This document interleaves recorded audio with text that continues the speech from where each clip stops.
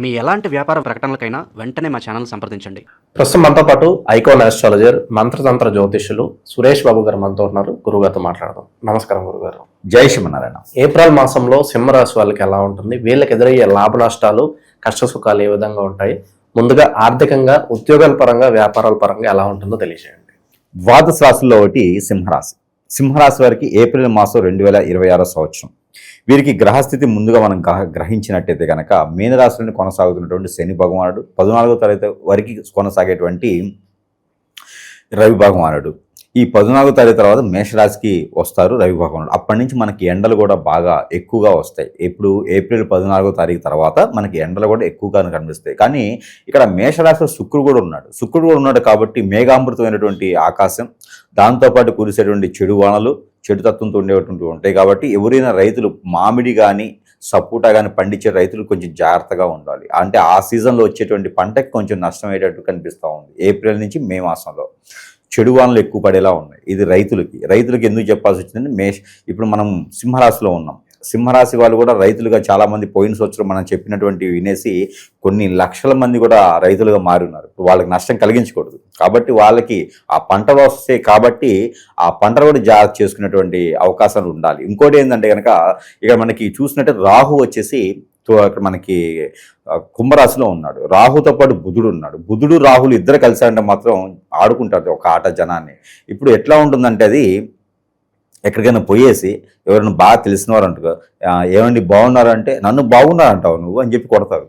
అంటే రాహువుకి బుధుడికి అంత వ్యక్తిగతంగా ఉంటుంది అనమాట. రాహు ఏం చేస్తాడంటే తొందరపాటు నిర్ణయం, బుధుడు ఏం చేస్తాడంటే మోసం చేసేస్తాడు. ఈ మోసం చేయడంతో ఆ గ్రహం ఆ రాశి వారికి సెట్ అవ్వకపోతే నరకమే అనుభవిస్తుంది. మీరు ఏదైనా చేయండి, మాటలతోనే మోసపోతారు. ఎఫ్ఐఆర్స్ ఉంటాయి అనుకున్నది. ఇప్పుడు ఆ అమ్మాయిని చూసే అబ్బాయో, అబ్బాయిని చూసే అమ్మాయో మాట్లాడుకుంటూ ఉంటారు, చెప్పుకుంటారు అనమాట. నాకు మా ఇంట్లో మేమంతా కోటీశ్వరులమే అని చెప్తుంది. ఈ అమ్మాయి తగ్గకుండా మా నాన్నగారు, మా తాతగారు ఒకప్పుడు వేల ఎకరాలు ఉండే ఆస్తులు అంటే ఇద్దరికి ఏం ఉండదు, బూడిదే. వీళ్ళు చెప్పుకునే గొప్పలు ఎక్కువ అనమాట. దాంతో నిజాలు తెలిసేసి ఇద్దరు వీడిపోతారు. అది బుధుడు చేస్తాడు.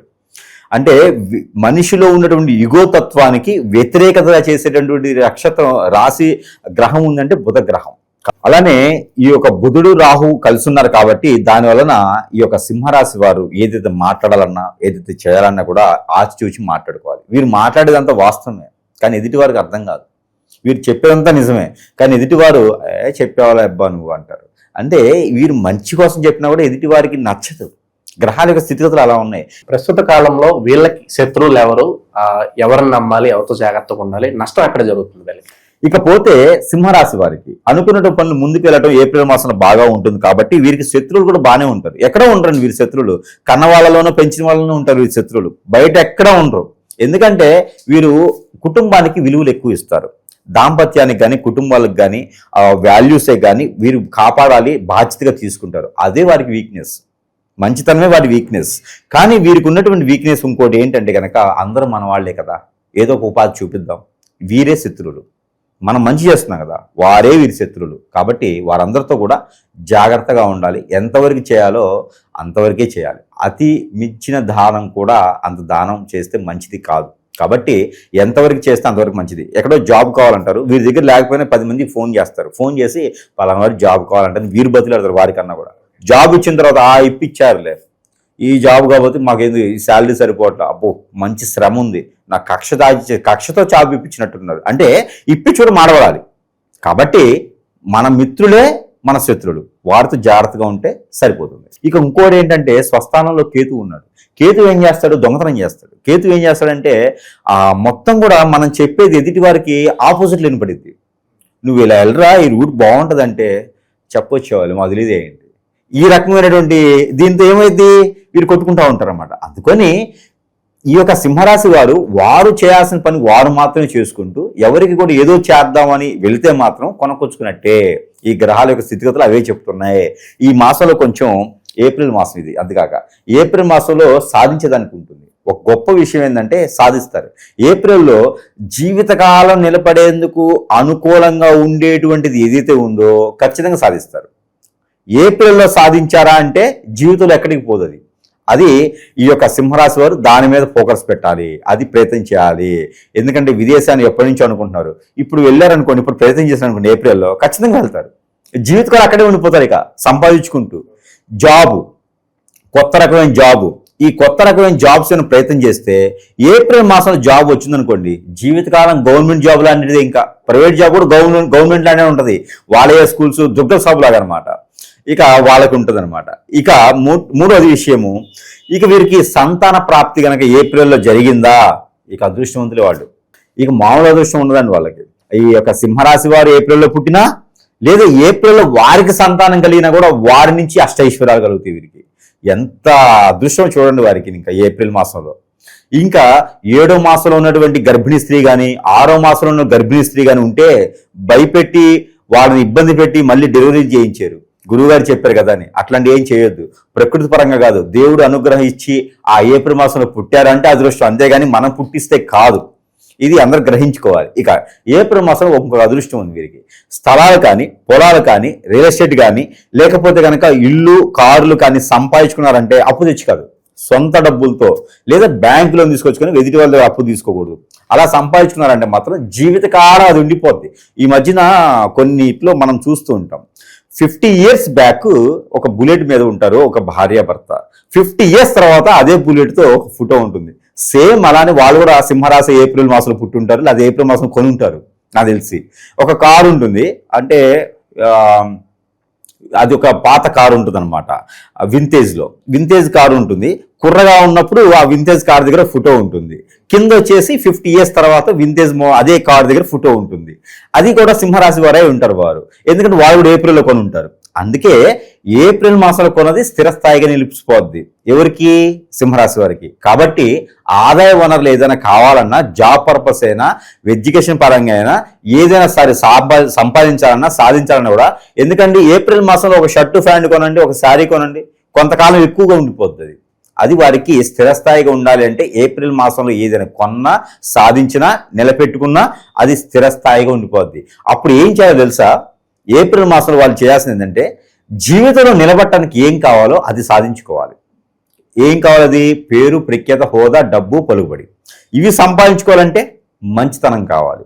అంటే అనాథాశ్రమాలు, వృద్ధాశ్రమాలు, ఆలయాల నిర్మాణాలు, పెద్దలకు సహాయం చేయడాలు, ఎంతో మందికి ఉపాధి అవకాశాలు కల్పించడం, ఇలాంటి ఏదైనా మొదలు పెడితే వారి పేరు ప్రఖ్యాత స్టాచ్యూ పెట్టేదాకా ఉంటుంది, ఒక స్టాచ్యూ లాగా అయిపోద్ది అనమాట.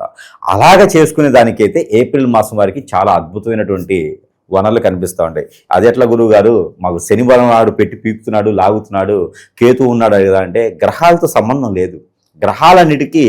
గ్రహాలకి ఆ స్థితిగతులు మారినప్పుడు మనం చేయాల్సినటువంటి దానాలు, ధర్మాలు, యజ్ఞ, యాగ, హోమ, జప, తపాలు చేసుకుంటే, ఆ గ్రహాలకు ప్రతినిత్యం నమస్కారం చేసుకుంటే గ్రహాలు మనల్ని ఏం చేయవు, గ్రహాలు ప్రాణాలు తీయవు, గ్రహాలు చైతన్యాన్ని ఇస్తాయి, ఎలా బ్రతకాలం మనకు నేర్పిస్తాయి. అంతే గనక ఎవరో చెప్పినారు నేను ఆ పూజ హోమే చేయించాలి, నాకు ₹1,00,000 గురువు గారికి ఇచ్చి పాదాల సేవ చేస్తే, పాదాలకి పాలతో అభిషేకం చేస్తే కానీ నా పూజ్యం, నా పాపాలు పోవు అనుకునేది ఏమి ఉండదు.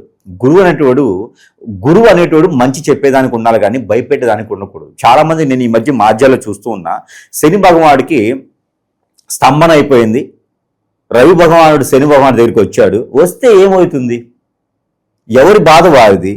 ఇప్పుడు గ్రహాన్ని మనం మార్చగలుగుతామా? గ్రహాన్ని మనం మార్చలేంగా. ఉన్న గ్రహాలని అక్కడ ఉండేటువంటి దాన్ని శాంతి పలుకుచుకు మనం ముందుకెళ్ళాలి. అక్కడ నాకు నా దగ్గరే హోమం చేయించుకుంటేనే నాకు మంచి అవుతుంది అనేది ఇక్కడ లేదు. గ్రహాల యొక్క స్థితిగతులు మారవు. అవి ఉన్నప్పుడు మనకి గ్రహాలు సానుకూలంగా మలుచుకోవాలి. అవి ప్రతినిత్యం కూడా మీరు నవగ్రహాల చుట్టూ తిరిగి ప్రదక్షిణ చేసి వాటి మీద నల్ల నువ్వులు, నల్ల మినుములు, నల్ల మిరియాలు వేస్తే సరిపోతుంది. తైలాభిషేకం చేస్తే సరిపోతుంది, తైలంతో దీపారాధన చేస్తే సరిపోతుంది. గ్రహాల యొక్క స్థితిగతులు కావాలంటే ప్రతినిత్యం కూడా ఓం నమో శనీశ్వరాయ లేదా సోమ మంగళ బుధ గురు ఛాయ, ఇలాగా మనం ఏదో చేసుకుంటే మనకి మనంగా ఉచ్చారణ ఉంటుంది. హనుమాన్ చాలీస చదువుకోవచ్చు, అలానే హనుమాన్కి ఆకుపూజ చేయించుకోవచ్చు, హనుమాన్ మందిరంలో పటిక బెల్లము ప్రసాదంగా పెట్టవచ్చు, హనుమాన్కి సింధూరం సమర్పించుకోవచ్చు, నువ్వుల నూనె సమర్పించుకోవచ్చు.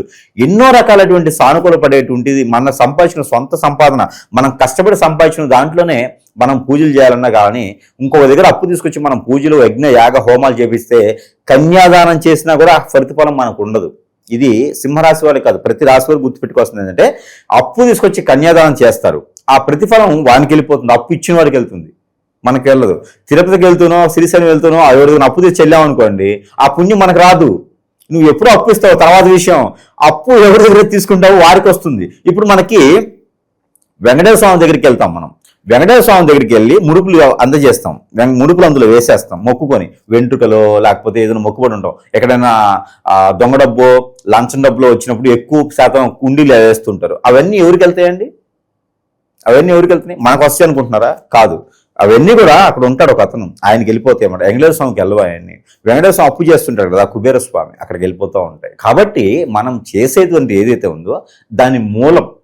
ఇప్పుడు మనం పండు తింటున్నాం, ఆ పండు ఎక్కడి నుంచి వచ్చింది? చెట్టు ఎక్కడి నుంచి వచ్చింది? మొదలు ఎక్కడి నుంచి వచ్చింది? భూమి ఎక్కడి నుంచి వచ్చింది? ఇది మనము ఆ ఏరుకి వెళ్ళిపోద్ది ఆ పుణ్యఫలం అంతా. మనం పోసే నీరు అందుకోసం ఏరుకు పోస్తాం. కాబట్టి మనం చేసేటువంటి పనిలో గ్రహాల యొక్క స్థితిగతుల్ని చూసుకోవాలి తప్పితే ఏదో ఉన్నది కదా, ఏదో చేస్తాం కదా, లక్షల రూపాయలు పెట్టి చేసేదానికైతే పుణ్యఫలాలు అట్లా రావు. ఏదో గురువు గారి దగ్గరికి పోయి పాద సేవలు చేస్తేనో, ఆయన పాదాలు మన నెత్తిని పెట్టుకుంటేనో మనమేం బహుబలి కాదు, ఆయన ఏమైనా కట్టప్ప కాదు. అలాంటివి చేస్తే మనకు పాపాలు వస్తాయి, వారు చేసినటువంటి కర్మలకి మనకు పాపాలు వస్తాయి. కాబట్టి అలాంటివి చేయకూడదు. ఇక ఈ నరఘోష నరతిష్ట ఎక్కువగా ఉన్నాయి, శత్రువులు ఎక్కువగా ఉన్నారు, ఇంట్లో కాస్త మాకు ఇబ్బందిగా ఉంది, మానసిక అశాంతి ఉందనుకున్నప్పుడు ఎటువంటి పరిహారాలు చేస్తే బాగుంటుంది? ఒకటి సీకాయ అని దొరుకుతుంది, కుంకుడుకాయ అని దొరుకుతుంది. ఈ పచ్చివి తీసుకోవాలి, మనకు పచారీ షాప్లో దొరుకుతాయి. సీకాయలు ఒక 5, కుంకుడుకాయలు ఒక 5 తీసుకోవాలి. తీసుకొని మిరియాలు, మనకి నల్ల మిరియాలు ఉంటాయి, బ్లాక్ పెప్పర్ సీడ్, అవి ఒక 5 తీసుకోవాలి. తర్వాత జాజికాయలు 2, కరక్కాయలు ఉంటాయి, కరక్కాయలని మనకి పచారీలో దొరుకుతూ ఉంటాయి, ఆ కరక్కాయలు 2 తీసుకోవాలి. అలానే తోక మిరియాలని ఉంటాయి, ఈ తోక మిరియాలు కూడా ఒక 4-5 తీసుకోవాలి. అలానే కర్పూరం బిళ్ళలు, ఈ కర్పూరం బిళ్ళలు ఒక 5 తీసుకోవాలి. ఇవన్నీ కూడా నల్లని క్లాత్లో వేసి ముడుపు కట్టుకోవాలి. ఇది ఏ రోజైనా చేసుకోవచ్చు, ప్రతి వారంలో ఒకసారి చేసుకుంటే మంచిది, ఆదివారం చేసుకుంటే ఇంకా మంచిది. ఏ సమయం లేదు, ఎవరికి వారు తీసుకోవచ్చు. ఈ కట్టుకున్నది తనకి తానే దిష్టి తీసుకోవాలి. ఏదైతే శత్రు భయం ఉందో, ఏదైతే పీడ ఉందో, ఏదైతే నవగ్రహ దోషాలు ఉన్నాయో, ఏదైతే ప్రకృతి దోషాలు ఉన్నాయో, ఎవరైతే మన చెడును కోరుతున్నారో వారందరి పేర్లు తెలిసినా తెలియపోయినా, దేవుడా నాకు ఇవన్నీ రాకూడదు అని చెప్పేసి మన తల చుట్టూ తిప్పుకొని అది అక్కడే పడివేసి దానిపైన ఏదైనా ఆయిల్ వేసైనా, లేకపోతే దానిపైన ఒక 10 కర్పూరం బిళ్ళలు పెట్టేసి కాల్చి వేసేసేయాలి. లేదా దాని మీద గుగ్గిలమో సాంబారాన్ని వేసేసి కాల్చి వేసేయాలి. ఈ కాల్చి వేయడంతో అంతటితో ఆ దోషం అంతా కూడా పటాపంచలేకపోతే గండాలు కూడా తప్పుతాయి. వీరు సాధించుకునే దానికి మైండ్ పరంగా కూడా స్ట్రెస్ అవ్వకుండా ఉంటారు. గొడవలు, భార్య భర్తల నుంచి గొడవలు ఉన్నా కూడా ఈ పరిహారం సరిపోతుంది. వీరికి కుదిరితే ఏప్రిల్ మాసంలో ఏదైనా సరే పుణ్యక్షేత్రానికి వెళ్ళి వస్తే చాలా మంచిది.